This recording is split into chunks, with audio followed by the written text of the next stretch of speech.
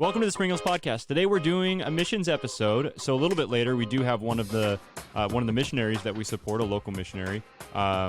She is part of the Intervarsity program over at Sonoma State. So she'll be coming in, and I'm going to talk to her a little bit, hear about her ministry and what she's doing there at Sonoma State through Intervarsity.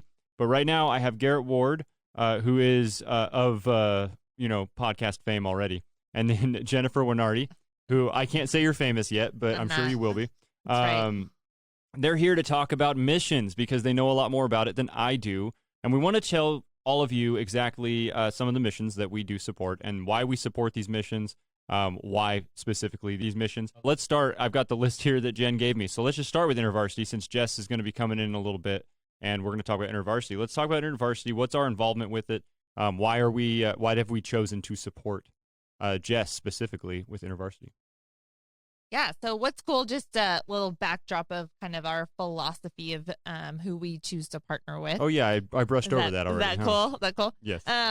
So basically what we like to do is kind of we have this threefold approach. So we like to choose organizations that are obviously gospel-centered, so they're sharing the gospel and Christ's love with people.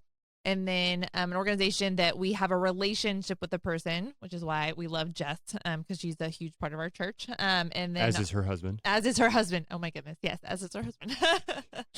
And then also an organization that we can be involved with or participate in as our church chooses. So, and then in organizations we financially partner with, we also want them to be already excellent in what they're doing. So, in particular, Intervarsity is excellent at being on college campuses and is not a realm that we are in. So we love Intervarsity because they're there ministering to college kids and clearly sharing the gospel, and we love Jess and Brennan. So. Yeah. And Brennan, for those of you that don't know Brennan, you've heard him on the podcast. He's part of the band. He plays bass. He's been on the podcast 3 or 4 times now. He's been on a few times. I've brought him in for different things. He actually interviewed me. That was one of the things. Him and Andrea interviewed me, which was fun. That's awesome. But yeah, Brennan and Jess, they're great. They are very involved here. We do love them. And Intervarsity is what Jess is involved in. I've led worship at Intervarsity a few times for their large group meetings. We can be involved with. Yeah, that's so we can be love. involved in. That's great. So Intervarsity, we'll talk to Jess a little bit later. We'll hear more about that. Redwood Gospel Mission, which we just did Jen's pointing at Garrett. So Garrett, you're going to take this one, I guess. Yeah. We just did the Thanksgiving drive was with Redwood Gospel, right? Right, yeah, and that's one of their yearly events that they put on, and all the local churches can support and be involved in that. And the Redwood Gospel Mission is our local kind of homeless shelter, and they have they're really part of that ministry in that setting of helping the homeless, and so they do a really good job in that, as well as sharing the gospel, offering classes, offering mentoring to people coming off the streets and trying to get them a place to stay and then get them permanent housing eventually. And of course, through COVID-19, they've had to shift their ministry a little bit. They've actually had to go out to the Redwood Alliance Redwoods, and they're housing people out there at that location. Oh, cool! I didn't know that. To have more presence out there and separate a little bit more. So they're adapting with the times as well. And so we give to them financially. We support them what they're doing, as well as. You can volunteer there. We have many people in the part of the church who volunteer in a lot of different capacities. And then, we partner with them and during different events throughout the year. They do the Thanksgiving. They have a big Christmas drive. They do a big kids city event where they have a kids drive and school supplies and backpacks that they collect for kids. And we get our coffee for our coffee kiosk. Yeah, they actually also have a coffee partnership, and that's like a program where people can learn how to roast coffee and be a part of that. Because that's also another way that we support them by giving them that business, right? Right. I'm assuming. Yeah. So they provide that coffee, and we support them that way. So. And the shelter, which before pre-COVID, but they would come here and stay here. Oh yeah, the nomadic shelter. It's called. Yeah, they're not doing that. They haven't done that during COVID. Not during COVID. Okay. No, that's where they go. Take people once a month. Churches open up their buildings, and they go church to church, and churches open up their doors for the homeless to stay there. And the Redwood Gospel Mission facilitates that. They staff that, and they do everything, driving. Right. So, yeah. Cool.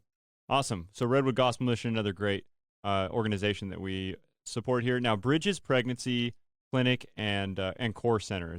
Am I reading that right? Care Center. It's very small. I think that's like 9 font. So Bridges Pregnancy Clinic and Care Center. Jen, do you want to share about that? Yeah. So you're pregnant right now. I am. That's why I get to take this one. No. Bridges is a really cool organization. Again, they're a local organization that they're sharing the gospel with women in need.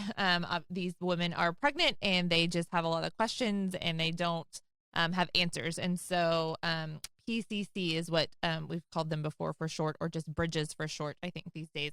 But they will take in these women free of cost and basically, give them any testing that they need, help counsel them in any way, answer any questions, but just to give them maybe some alternatives that they're not hearing from the world, to give them some alternative options to maybe what they are hearing from other places. So in a Christian environment, they are able to feel loved and welcomed.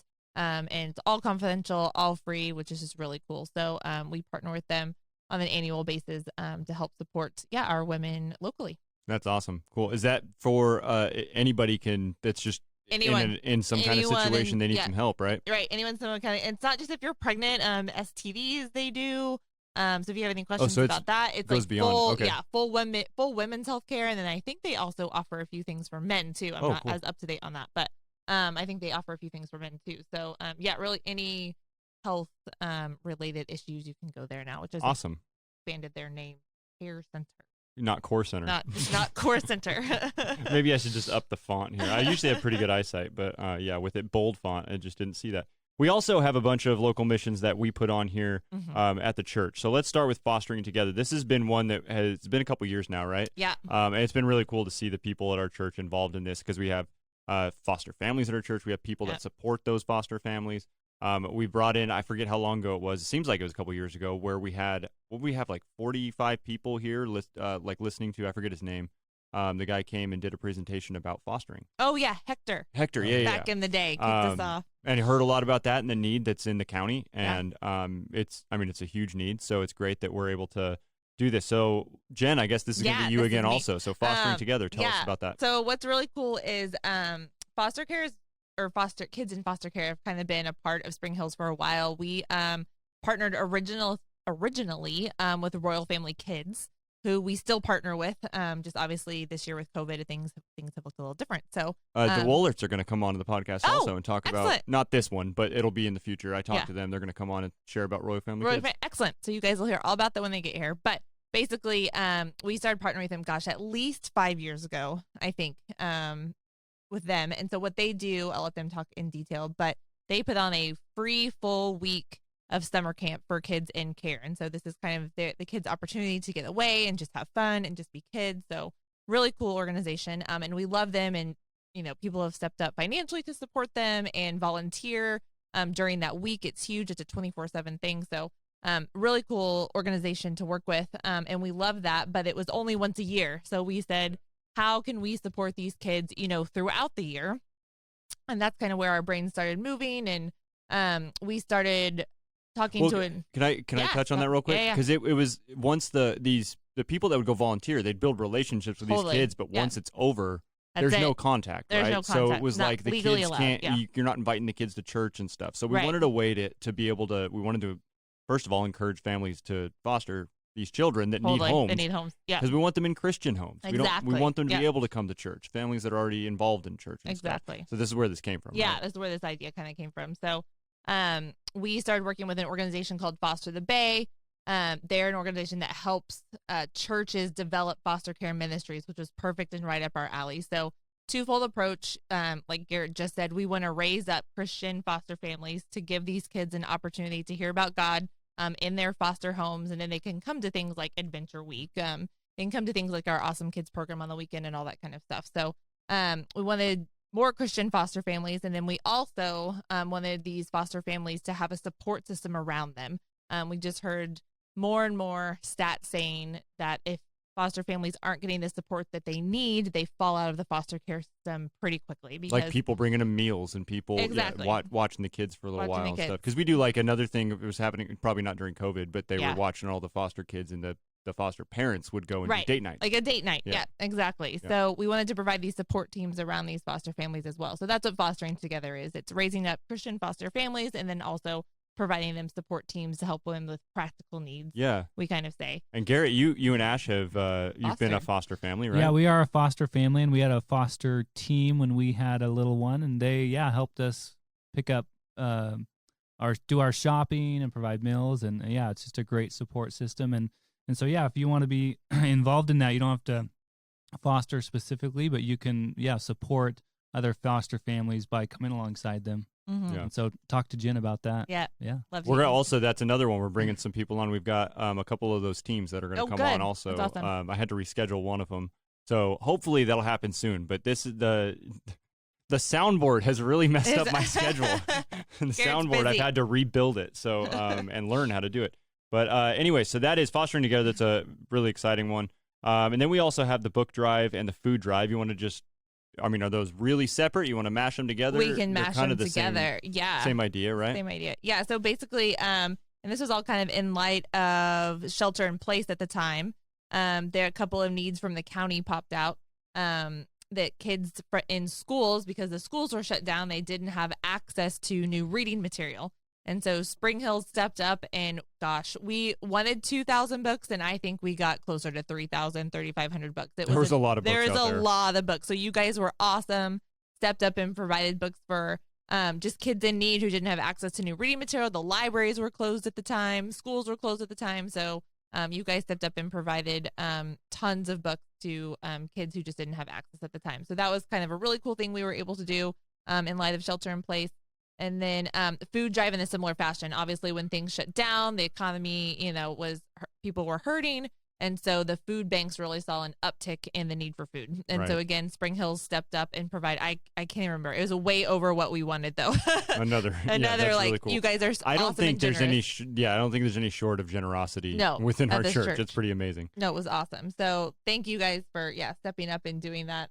Again, a cool opportunity for us to kind of step out this year and do something a little different and meet the needs of the community. So that was really awesome. Which also, I'll segue that into Project Serve, because it was amazing that we were able to do Project Serve this year to make that happen. Mm-hmm. Which I think both of you were on that podcast talking about Project Serve. Oh, yeah. Garrett, do you want to get involved in this podcast more right now and tell us about Project Serve? Yeah, so that went well. So that's just a local outreach that our church does. We once a year, right? Gather projects within the community and go out to different sites and complete the projects that they have for us. And this year it was a little different. We didn't go out to kind of local organizations as much. We went to, I think, a few, right? Yeah. But we mostly kind of focused on the people within our church Mm-hmm. and their friends and families to come over to their homes, fix decks or fences or whatever, do yard work, paint.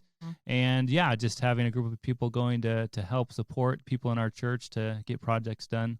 And they you can't worked, can't get done. Garrett did some work. Yeah, Garrett's I a did some worker, everybody. Actually, we had Garrett a project Ward is a here. worker.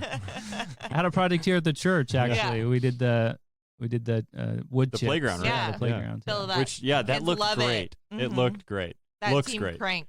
They were quick. That was awesome. We have a couple of videos. I think we have a couple of videos from the Project Serve sites that are on the Facebook feed. Yeah. So you can go through there. I'm not exactly sure how easy those are to find on there now that it's been a few months ago. But there's some great stories on there that just shows testimonies. that shows the need that people had, and the fact, again, that our church, the people in our church are generous, not just with finances, but also with time and with their energy. And they went over to these sites. Some people, even after it was over, went back to the sites and kept working, which is really cool. Which is awesome. Okay, let's go international now, because there are some international organizations we support. We did have, I forget his last name, John from Harmony Outreach. Oh, good. John, He was on? No, not on. He was here. He spoke here. Oh, yeah. What's his last name? Bennett. It's Bentley. Bentley. Bentley. It's not John Bennett. Bentley. Bentley. Thank you. He came and spoke. Again, it's COVID is making time weird, but it seemed probably a year and a half ago or so. John came and spoke. So Harmony Outreach. Let's talk about that for a minute. Yeah, so just our international philosophy kind of, so we've got our local partnerships that we have, and then internationally, Spring Hills became passionate about what they call the 1040 window. And so the 1040 window has the highest population of people that are the most unchurched is the wrong word, not Christians. And so, but also with the least number of missionaries in that area, because it includes things like Iraq and some really dangerous areas to get into. And so we felt a call to, if we're going to support international organizations, that these organizations fall within this 1040 window. So, and that is this is specifically, Brett talked a lot about Harmony Outreach on the story of Spring Hills as well. So that's an episode, I think it was episode 4. Yeah, episode 4, because it was just me and Brett. So if you want to go back in the feed, you can hear more about Harmony Outreach there too, because Brett shares all about it and where that the heart behind supporting Harmony. Yeah. So it comes a little, just because they're Harmony Outreach is amazing. They are all over and a lot in the 1040 window. And so Brett specifically he felt a call to Vietnam mainly. And then was it Vietnam and Ethiopia? I think that was the 2, but Vietnam really took off because he was able to partner with a school there and actually do some teaching in Vietnam and reach out to these small villages. So he's been able to go out there once or twice. Did he say? I can't remember. Once or twice now. Was that one of the ones that was canceled or he couldn't go because of his back or something? Maybe that was one of them. India was COVID. It was COVID. So, but there was one that was because of his back. He wasn't going to be able to. He had a nerve issue or something. There was one because of fires. I think. Oh my goodness! Oh my gosh! He's at least been to Vietnam once. Mexico got canceled because of COVID too, right? Yeah.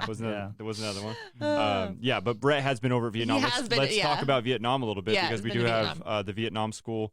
That was the one that. So that's how we found the Vietnam school, was through Harmony Outreach. And Harmony Outreach is how we had given the money for them to buy a vehicle, right? Exactly. I always forget the guy's name, but he was able to get a vehicle and travel. He travels a long way. He was on a moped Vespa, or something, right? Yeah, like something traveling tiny, through mountains and stuff. Hundreds of miles a day. Yeah. So that's huge for him. And again, the church helped. Spring Hills helped purchase that vehicle for him, so he's able to go to all these different churches and continue to teach and support the churches that are in Vietnam that are just starting or have been around for a while. There's a whole spectrum of them, but they're hard really to get to because there are these remote villages up in the mountains. Yeah, it's crazy. So the Vietnam school. So that's how. Let's talk about that for a second. Yeah. So the Vietnam school. So that's where Brett was able to basically they have pastors come in and they teach theology, right? So it's kind of like a seminary, if you will, of sorts. I don't want to say underground, but maybe a little bit over there, like kind of like an underground seminary. Where pastors from, churches come from all over Vietnam, and they can be taught theology, which is really cool. So Brett has obviously a huge heart for teaching. And so this was right up his alley, to be able to go and support these pastors and teach them, all about Christ and, just some basics and then how they can communicate it out. And he was actually really impressed by the knowledge that those guys they corrected him or something. He was saying there was one where he was going through, I forget what he said. It was going through a list of something and he forgot one and they raised their hand and was like, wait, you forgot this one. So which of course just makes Brett happy and proud because he's just like, oh, that's awesome. Yeah. So just being able to teach them solid truth, which is just so important so they can take that back out to their communities and to their churches. Yeah. Cool. And then let's go to Kenya. The Kenya Evangelical Mission. Let's talk about Kenya. That's been one of the ones, I think you mentioned it's been one of the ones we've been supporting the longest, right? The longest, yeah. So, Garrett, you can drop in whatever you want. All right. I'm just talking. We didn't need Garrett here, I guess. Huh? No, it's great to be here. Thanks for having me. Just putting your name on the podcast episode just makes people happy. Jen is the expert. So every now and then, just say, I yield my time. You yield your time. Okay, sorry. Okay, Jen, Kenya Evangelical Mission. So they're one of the back when the church first started. Brett and Eve actually had a relationship with this couple. Lois Hoyt is her name. And I can't remember her husband because he's passed away since I've been involved, but Lois and her husband started Kenya Evangelical Mission, and they just have this huge heart for Kenya. This last call that we had with them, they actually have now raised up, they were boys at the time who they have adopted, and they've raised them up to now be the pastors and leaders of Kenya Evangelical Mission. So that's awesome. Just super cool just to hear their story and their heart. But we just gave our annual donation to them, and they are always so appreciative and so thankful. But their latest vision is to basically create a Bible Belt in Africa, were the words that they used, which was just so cool to hear.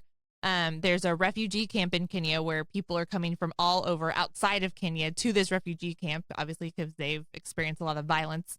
And so they are sending missionaries out into that refugee camp to share the gospel and to hand out Bibles and really just to preach God's word, so that those people in that refugee camp can eventually then take the gospel back out to their home countries. So just such a cool vision. And so your donation, Spring Hill's donation, is going directly to help them start that mission in the refugee camp. That's awesome. So, super cool this year. And then the last one you've got on here is Seed Group. Yes. I know nothing about this one. So Seed is our organization that we support in India. So I think you've seen them, our village in India that we support. That we support. So I just guess I didn't know that name. Yes. And so they've been around. We've been doing it for 2 years now, 2-3 years. I can't remember. But they have a heart for India, obviously. They're a group in India. And so they take kids, our particular villages, they are rescuing girls from prostitution, basically. They call it dancing there. And so starting at a very young age, that's how these families make money. They sell off their daughters into prostitution and into dancing. And so we are able to go and provide an alternative avenue. So not only are you providing food, shelter, clothing for these girls so that the families don't have to sell them off, but then we're also providing them education. And then in all of that, we are able to share the gospel with them and teach them about Jesus' love. Is this what the Adventure Week, when they bought, like, they were buying animals, right? Like goats? No, that is different. Group. Okay. Yeah, different group. Nope. But it's still a cool thing that they did that. Still very cool that they did that for Adventure Week. Another, a side note, we supported them too. They're a bigger organization, but yeah. Anyways, so yes, and what's cool is that our sponsorship actually started this new village. So this is kind of like the Spring Hills Village. Oh, cool. So as soon as, we can start traveling again, we've had a couple of trips. And that's where they were supposed to go, right? So they were supposed to go to India and there was a fire. I was supposed to go to that. Garrett was supposed to go to that. Yeah, Garrett could have told us all about it. You and Catherine. But I missed out, so I don't know nothing. He'll have to report back next Another time reason why we're glad you're here. Well, that's a great insight to a lot of these missions. Is there anything we missed here? Did I miss any one of these? No, I think, we did a great job. Well, thank you. So we just wanted to share with you what we're doing here to support different missions. So there's, like we said, there's local ones, and then we've got the international ones. And then Intervarsity, we're going to talk about that in just a minute here. Jess is going to come in and share what her ministry is on Sonoma State's campus and how that's going, and just give you a little update with that as well. And then also, I'm going to actually be trying to bring in a few other people here. I've got this long list of people I'm trying to get on the podcast, and it's scheduling them out is a little more difficult than I bit off a little more than I could chew when I was like, oh, yeah, I'll get this, and I look at the schedule, and I'm like, I can't get all this done in this short a time. Oh. So, but we are going to – there's a couple of the names on here that I know that I've got on a list to contact and get on a podcast, even the ones that are far away, because – we can just put them on a phone. Yeah. It works great. So, so that's some of the missions that we support. We want you zoom in. That's what we're going to do. I actually get to do a Zoom interview with the creator of the TV show The Chosen.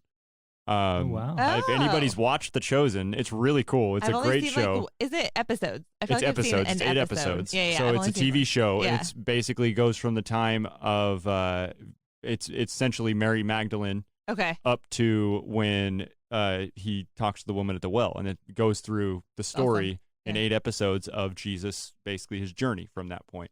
But it's a really cool show. And I contacted them just like, I wonder if I could interview these guys. And we're going to do a small group next semester where we watch an episode and talk about it, and, that kind of thing.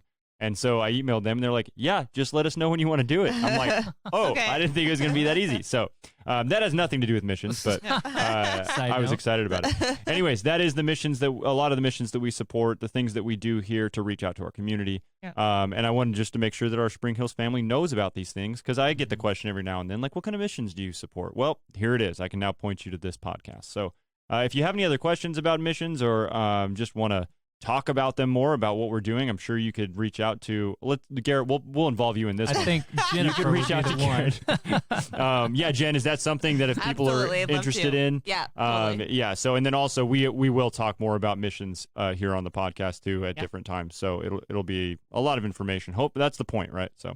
Thank you, Garrett, for all of the things that you shared with us today, and Jennifer as well for being here. I appreciate it. So we'll get to Jess Pryor now.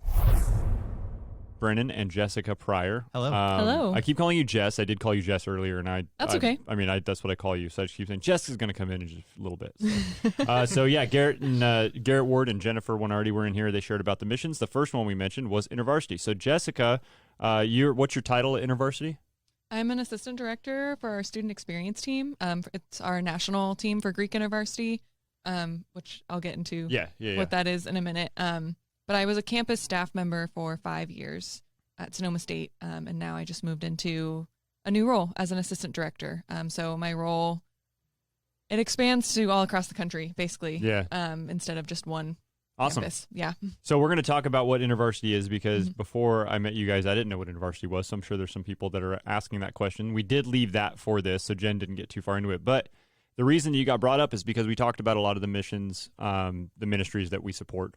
And you're one of them. I also didn't know that Spring Hills supports you, which that's great. That's awesome. I didn't know that they specifically supported you. I knew that we supported Intervarsity in some way. I didn't know it was because it was you. But that's cool.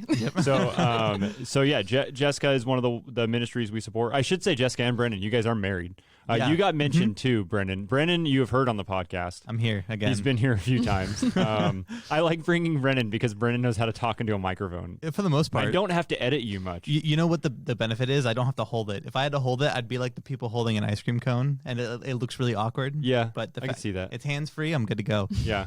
So I bring Brennan in just to give another voice in here because you were involved in Intervarsity in some ways as well.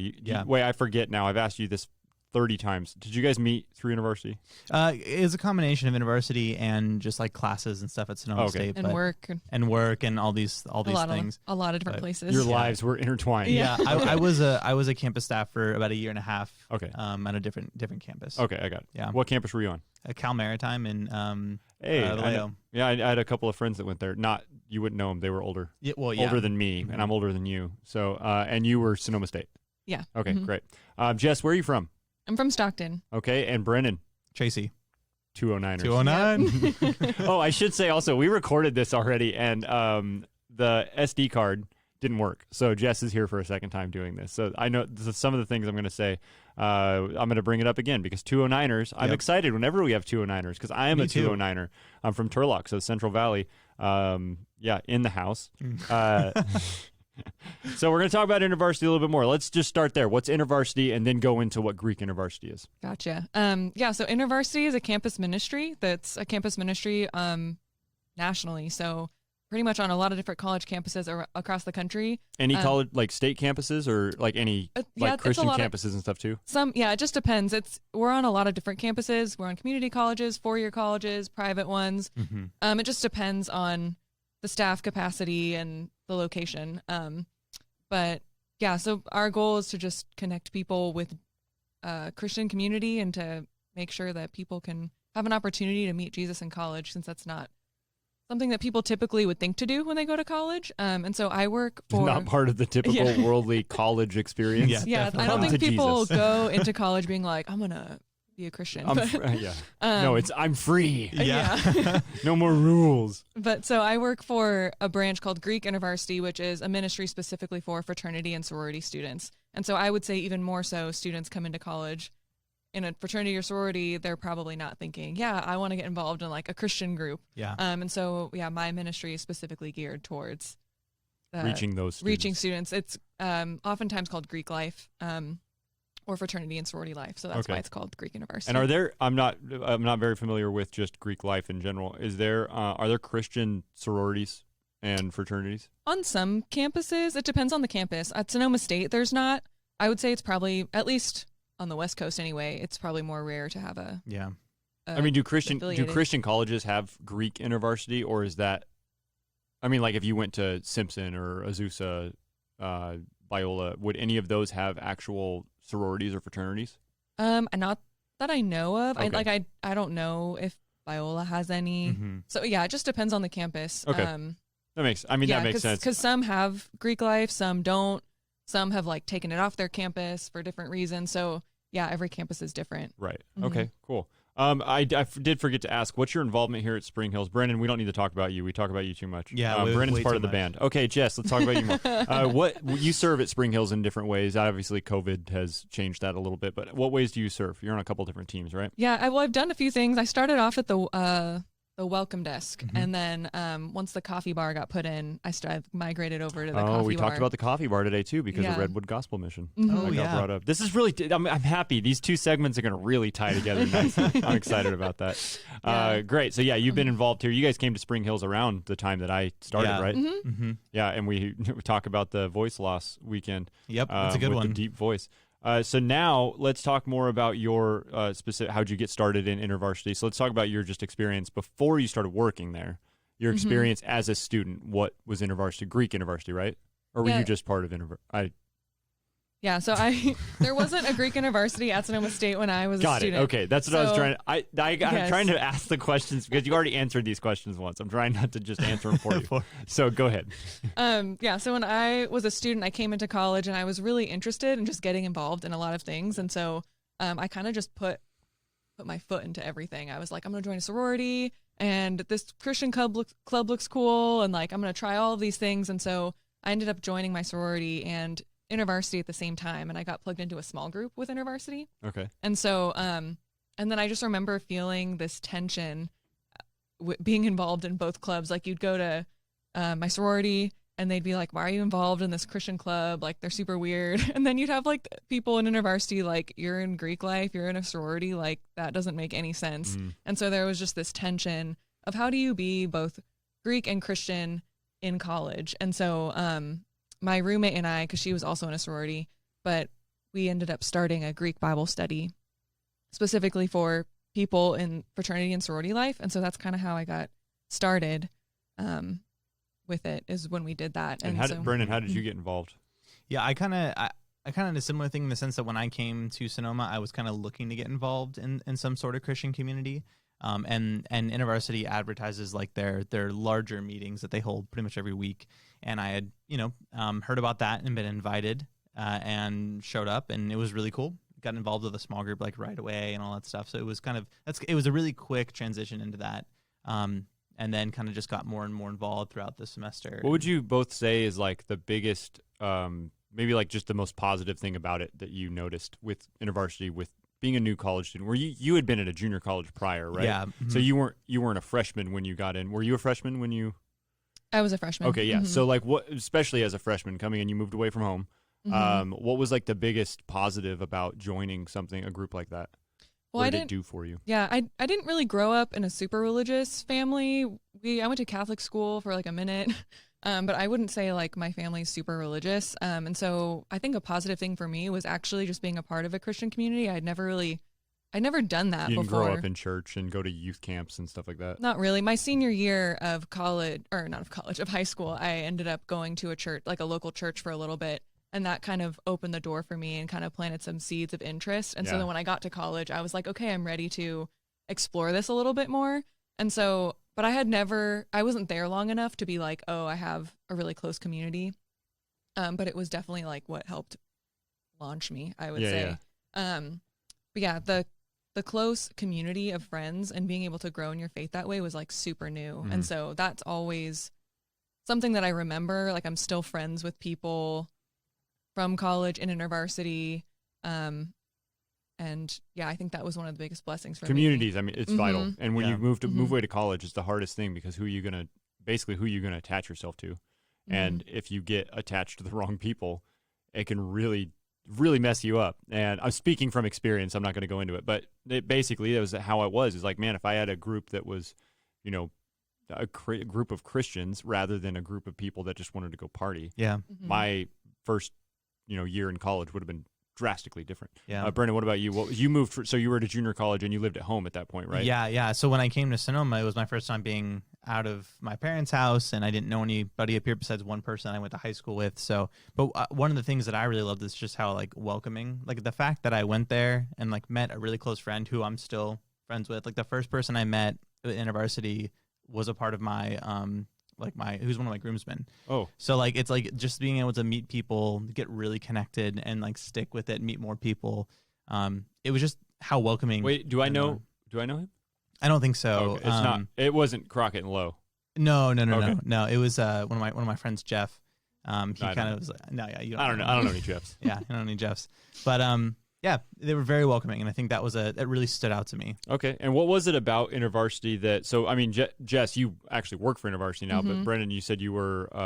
What was your position? You said you worked for them for a year and a half. Yeah, I was a campus staff, so we essentially started off in like the same sort of position. Okay, and then after a while, I ended up stepping away to do some other stuff, and just kept progressing. Were you campus staff after you graduated? Yes. Okay, so it was still after college, but then you got into teaching, right? So you're now. Yeah, kind of like in education through there, but and that was kind of a different turn at one point. But yeah, right out of being graduated, I went and was a campus. Okay, staff for so a then while. Jess, what is it? When did you start feeling led into ministry? Because it's ministry, so you're working basically just like the staff at the church is. You're working for a ministry in a very similar way, and there's a very specific time when pretty much everybody, maybe not everybody, where you can say, like, when did you feel called into ministry? And you kind of can trace it back to, it was really at this point. So did you have that experience? Oh, yeah, totally. When I was a senior and I was trying to decide what to do, because I really wanted to go to graduate school. I was really interested in higher education. What did you study? I was studied psychology. Okay. But I was really interested in working with students. And so I applied to a bunch of graduate schools in student affairs and higher education. And then I had applied to staff, but I wasn't really sure. And that was the time when I really started feeling led. And so I interned for a year, which was a part-time thing. And so it just kind of took off from there. Did you have to raise support for that as well? Yeah, I did. Okay. That's tough. It's not easy to do that. It was like a smaller amount. Yeah, but Small still, now, it's still really big. As when like it's hard graduate. It's hard to do it. Like first of all, like just writing all the letters and things that whatever you call them, and sending that out to people and basically just saying, like, support me in this ministry. It's just like, it's hard to get in that groove. And then you're just, I don't know. It was weird for me when I first got into ministry. That was part of or full-time ministry. That was part of it. It was like half of it was paid by the church. The other half I was raising support. And so it was like, I hated it. It was so hard. And it's great that it gives people the opportunity to support ministries in that way. And especially I love because we've supported, my family has supported different ministries and stuff throughout, a long time. And we specifically one guy that's in Haiti right now. And I love getting his updates to know what's going on. And sometimes you don't get that at the church, in the details. So the podcast is helping with that. But it's really cool to be able to get the detail of, like, what is your ministry actually doing this month, instead of it just being like, oh yeah, I support this person and they're in ministry with, I think it's called InterVarsity. I'm not exactly sure what they do. Like, they know exactly what you're up to. So that's really cool. But yeah, so share about getting into how you went from the internship into full-time ministry. I feel like it's a pretty natural transition, because the job is really similar as an intern. It was just like, hey, here you get full time. Wait, did you share with me one time that Greek? You started the Greek at Sonoma State, though, right? I don't know if you shared that already today. Or if that was the last recording that didn't work. I think that was the last recording. But you started the Greek InterVarsity. Was that a thing around already at other campuses? So it was, as a student, we didn't really know. Like, me and my roommate, we went up to our staff member. So you thought you were brilliant. Yeah, we're like, we're so brilliant. We have this new idea, and we're like, there should be a Greek InterVarsity. And our staff was like, well, there is. There is one. So we went to this conference that Greek InterVarsity. Are you the kind of personality went, oh, never mind then, I don't want to do it? No, we did. But we went to a conference called Greek Conference, which is actually part of what I'm doing now for Greek InterVarsity. But it's a conference where they gather pretty much everyone. In the country, right? In the country, at 3 locations, in LA, in Indianapolis, and Raleigh.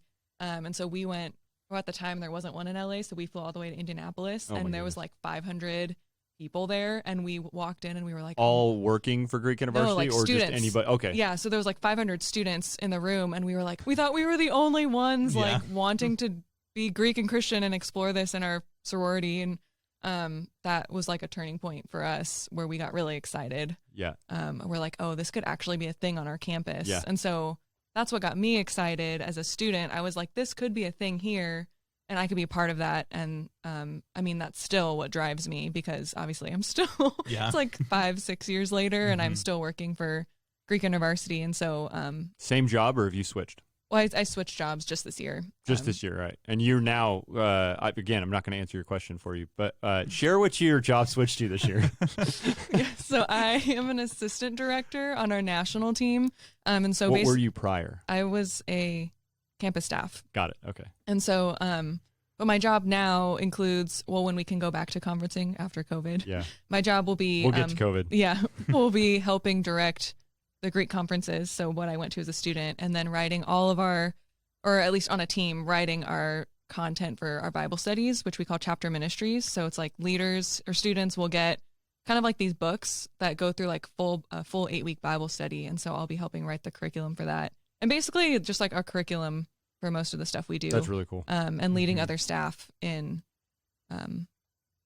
students, and just like basically our ministry on a national level. So it's a lot different. Yeah. What would you say are the biggest challenges that you're facing? But COVID we'll get to, but like besides COVID, just let's say COVID, pre-COVID. I just said COVID. How many times can you say COVID in one sentence? It was like 6 different sentences, Brennan. They were just short. No. So let's just go pre-COVID and say what was the biggest challenges that you were facing in your ministry? Well, pre-COVID, I was campus staff. So, I would say as a campus staff, besides fundraising, because that's. Oh, you didn't start this position before COVID started? I like right as it was. So in this summer, we were still calling it Corona. Yeah. It was still the Rona back then. Yeah, so I started this new role in June. Okay. So, yeah, I think pre-COVID, I was a campus staff still, right? That was March. You're like, time is like weaving together. Yeah, time doesn't exist anymore. That got mentioned a few times today too. It's still March as far as I'm concerned. March. Well, we're going back now, right? Yeah, but so besides fundraising, because that's a really obvious challenge. But I think as a campus staff and what I've done so far, a challenge can be just having like difficult conversations with students, because things come up. Students struggle with a variety of different things, or maybe it's like, hey, you're not showing up to leadership meetings, or maybe it's something a lot deeper with their faith or something personal in their life. So that can be challenging. I don't love conflict, but you're not a confrontational person. Well, yeah, I wouldn't call it conflict, but I don't.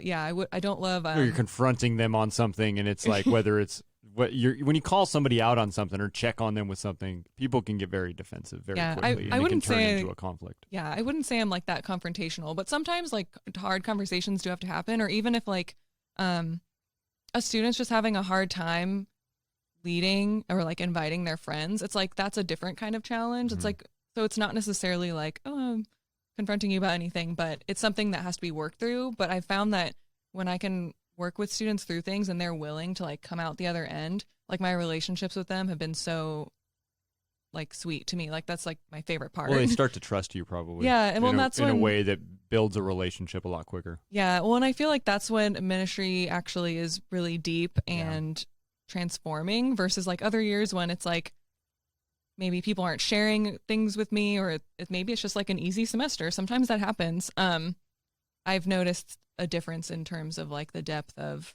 people's relationships with Christ and like just the way, even their own confidence as a leader. So it's like both a challenge and can be a positive at the same time. What about you guys as a married couple? Because Brennan, your wife being in ministry, you are equally in ministry. Yeah. And I'm the one in ministry, but my wife also, I consider her in ministry as well, even though she's a photographer. But yeah, so just speaking from that point of view of being a married couple, how is it? What are the things that you love about that? What are some things that have been kind of challenging that you've had to work through? How have you worked through them? Those kind of things. Well, obviously, I think one of the things that I've really loved to see is it's been great to see how she's grown through that whole process. And I mean, we were interns together.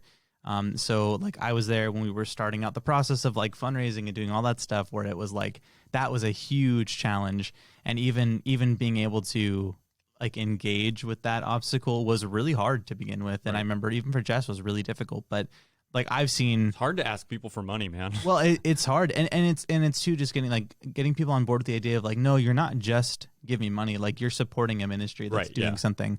And so like communicating, that's really difficult, but being able to see Jess grow in that and get to the point where she is now, where she's like, yeah, I'm helping to, design the curriculum that all these students across the country are using. And that's just like such a cool thing. Yeah. 5 years ago, if you would have told her you're going to design the whole curriculum, what would your response have been? I would have told you, I'm not going to be here in 5 years. She would have laughed at me. Yeah. sometimes I'm still like, wow, I can't believe I've been doing this for this. Like, it's not something I pictured doing still at this point. Especially when I was an intern, I was like, oh, I'm just going to do it for a year. And the next year, I'm just going to do it for a year. I'm coming up on 13 years in ministry. It's the 1 year commitment that gets you. My ministry career could be in junior high right now. And that's like, wait, what? Yeah. Oh, man. And all the people, of course, Brett's like, well, I planted Spring Hills 30 years ago. Yeah. Like, okay, Brett. Oh, yeah. We're still young. So we talked about, sorry, I keep going on that, though. I don't know if there's anything else. I really want to encourage, there's a lot of people that they hesitate going into ministry because it's not, first of all, we're conditioned so much in our life to make more money. Ministry, you're not going to be rich. Yep. That's just not how it works. Unless you're an author that writes tons of books and you make money in different ways. But like just working at a church or working with Intervarsity, you're not gonna rake it in. Like that's not the reason we do it, right? We basically make what we can to survive and pay the bills, and that's pretty much it. So it's really, if people are hesitant about it, it's part of the reason why I think is just because we've been conditioned to think like, oh, that's not a real job. Right. So are there any other challenges that you faced, like maybe the decision to continue on in this as a couple? Because you guys were dating for how long before you got married? We dated 5 for years. about, 5.5 years. So, okay. And then you guys have been married now for a year and a half. Year and a half now. Okay. Yeah. So you've been together like 7 years, right? So you've been through basically this whole process together. Were there any challenges as far as like, man, I'm not sure this is what we should be doing, or yes, we want to do this? Yeah, I think, and Jess, I'm sure you can speak more on this too, but I think for a while, there was questions of like, can we even do this? Especially when we were first on staff together. And we're just like, hey, like, are we going to be able to even like make enough to live in this area and it's things expensive. like that? But the really cool thing about it is we've seen just like a huge, like if you ever want to see God provide for you, make your income dependent on him. And that's been like a really cool thing to see, is that pretty much any time we're like, I don't know, we're not going to do it, this month's going to be too tough, something like God always provides for us in that space. And that's been a really cool thing. And for some reason, we'll still doubt him the next month. Every single time. And we're like, oh, I don't know how we're going to do it. How's he going to do this? And then he does it again. And we're like, oh yeah, he's done that like, oh yeah, he hasn't let us down before. Yeah, 10 times already. And we keep on doing the same thing. So it's humbling. And it's not just finances with that either. God pulls you through so many different things, and then you doubt him again. It's just kind of like, it's like, wait, like, I mean, Brett talked about with the Israelites. Right. God splits the sea. Moses leads them through. They get to the other side, and then within, I forget exactly how long, they're complaining. Moses, you bring us out here to die? Right. And it's just like, oh my gosh, you guys, do you see what just happened? Like, let's go back to Egypt. Wait, really? It just, I do that to myself all the time, where I'm just like, how am I doubting God now? Yeah. Okay, so goals for ministry. Let's talk about that. Your future with Intervarsity. You already mentioned you're doing curriculum. Is there anything beyond that you're looking forward to in the future? Well, I'm looking forward to getting into this new job, into my new role. I haven't thought too far beyond that, just because right now I'm in a new transition. And COVID. Yeah, and I feel like, so this year's been different because, one, it's a new role, and then there's COVID, so we're not doing any of the same things we normally do. We have had to adjust. So I feel like come next year, I'm gonna have to. It's like gonna be a new job all over again. Yeah. Because will have not done the things I was supposed to be doing this year, like conferencing and all of that. So I think for the next couple of years, I'm just looking forward to kind of easing into something new and being challenged to serve God in a different way. But like still be able to serve our ministry that I really love. And so, I don't know if that answers your question. Well, let's just go to the COVID now. I'm going to have to track how many times I've said that. Yeah, I'm pretty sure. Yeah. I'm not a supporter of COVID, just so you guys know. we don't like it. How has COVID really affected your job? Because you were campus staff when it started, and then you got you went into was it a promotion? Yeah. Okay. Yeah. I didn't want to say promotion to be like, oh, it was more like moving. Anyways, how did it affect it? What are the main challenges with it? Obviously, we talked about community, and not meeting together is a huge part of what you're doing. So how have you guys struggled with that? How have you adjusted? Well, we've adjusted similarly to what other people are doing. Pretty much everything we're doing has been online. Not all of Greek University has been doing. It depends on what state you're in and the restrictions and things like that. So, at least for California, most people are doing stuff online. And so my students will lead their small groups online. all our events are online. So it's like really, it took out a huge chunk of my job because I was supposed to do help with Greek conference. So now it's like virtual conferencing and like all this stuff. So that makes it difficult in terms of, we're almost like, as my supervisor likes to say, it's like we're flying the plane and building it at the same time, you know? And so, it's just, I just think that's a really good visual. Not sure that's of what this safest thing to do. We do not endorse that in real life. It was an analogy. Yes. Just making sure. But I think it's a good example of like time. It's like you usually, Thanks, a semester Brennan. goes by really quick. I had to give you something for that one. I'm sorry, Jess. Yeah, I know. Continue. I'm also known as an interrupter. My bad. Go ahead. It's all good. But yeah, the semester goes by really quick. And so usually there's more prep time. And so I think it's just timelines are different and we just have to adjust that way. But I've seen, I've still been working with some students at Sonoma State this year. And I've seen them adjust pretty well. I didn't really know how it was going to go, but they have people show up every week and they were done with their Bible study booklets like super fast. They were like, we're done. And I'm like, this never happens. Usually there's like weeks where there's events that interrupt it or whatever. But so I think overall I think students are doing the best they can. I think everyone's really doing the best they can to build community. But I think people will be excited when we can just go back to normal. So just being back in person, even being I feel like attendance is going to be like through the roof. They're going to be like, we're so excited to be here. Everybody in small group all the time. Yeah. So we want to talk about supporting you real quick. Now, obviously there's the financial support, but we also, do you have like a prayer team, a prayer list? I do. Whatever, they get the newsletter so they know how to be praying for you. How do they get involved with that? You can email me. Okay. How do you say your email? Yes, it's jessica.zastro, ZASTROW @intervarsity.org. Oh, you need to change your email's last name. I've been trying. It's a process. Yeah, so if you're listening to this like way in the future, and you can also try jessica.pryor @intervarsity.org. You also could, if you really have a hard time getting a hold of her, you could email the church. Yeah, we could get you a totally. hold of Jess. Yeah. We know Jess. And then what financially, is it the same thing? Do you like to meet with somebody, talk to them about your ministry before? Okay. Yeah. So same thing, email you. Watch your microphone. Yeah, I accidentally bumped it. Yeah, so you can email me. I think that's a really good way, especially in something like this where I haven't met someone yet. Email works really well. Great. Yeah, and then you just correspond with them, let them know what you're doing, and they can make the decision. They can be on your prayer list or. Yeah, totally. I really love to sit down with people and kind of do a deeper dive into what we do. Because you love it, right? Yeah. It's so fun to talk about the things you're, I mean, it's fun to love your job. Like, I can't say that enough. Like, because I've had jobs where I didn't love my job. And pretty much ever since I've been in ministry, I'm like, I'm pretty lucky I get to do this. Like, it blows me away. Ministry is very rewarding. It is. Anything else you want to share about InterVarsity before we take off? I don't know. I think we covered a good amount. Okay. Yeah. Brennan? No, I mean, it's just, it's a really great ministry. If you have the chance to learn more about it, be involved with it, it's rewarding. I know what I wanted to ask. If somebody is listening to this, it's a college student, how would they get involved with InterVarsity? Could also email me. Well, maybe what if they're not at Sonoma State? Oh, like in Oregon Greek. Like what on their campus? How do they seek out InterVarsity? Yeah. Well, so you could look at your yeah, so InterVarsities are usually registered campus clubs. So if they go into student involvement on campus or wherever their clubs are located, student clubs and activities, whatever it's called on your campus, you could look at the list of clubs there. And see if it's on there. And then email the president of the organization. You could also Google and look on our website to see if your campus even has one. Okay. And so, or it's like, where is InterVarsity in your region? And you could always email a staff too.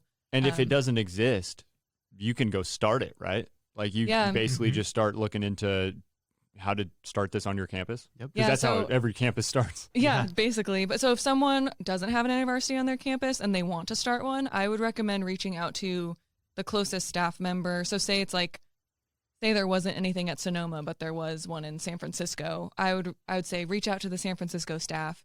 And talk to them about what that could look like, because sometimes there's a staff available for like coaching long distance. I've done that before with a student at Santa Clara, and we talked maybe a couple times a month, and I would coach her through her small group, and that's awesome. It was really fun. Like it was, I had like a really good time with it. And so did she start the InterVarsity on her campus? Yeah, so she led.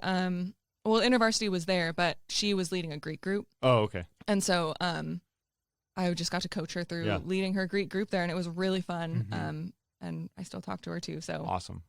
That's also an option, especially right now too with COVID. Everyone's doing virtual stuff, so yeah. That's easy to get going now, or even just like FaceTime is so easy now. Awesome. Well, thank you guys for coming down again to record again, because my SD card, it's working, guys. I can see it that it's working. Perfect. So hopefully, because Jenn and Garrett were on this same SD card. So if it didn't, this whole episode third time's might a charm, be a mess. right? But you know what? Even if it's a mess, I'm going to post it because it'll work. So thanks for being here. Yeah, thanks for that having wraps us. up our mission episode. But we'll talk more about some other missions too. I'm gonna try to get a hold of some of the guys that we are in contact with internationally. That'd be cool. And see if I can get like some phone interviews or stuff and talk about their That'd be ministries, awesome. just to give updates on what we're supporting. So, and maybe some Redwood Gospel Mission reps and that kind of thing. So, this was just the first one. Thanks for being here. Great. Thanks for Thank having you. us.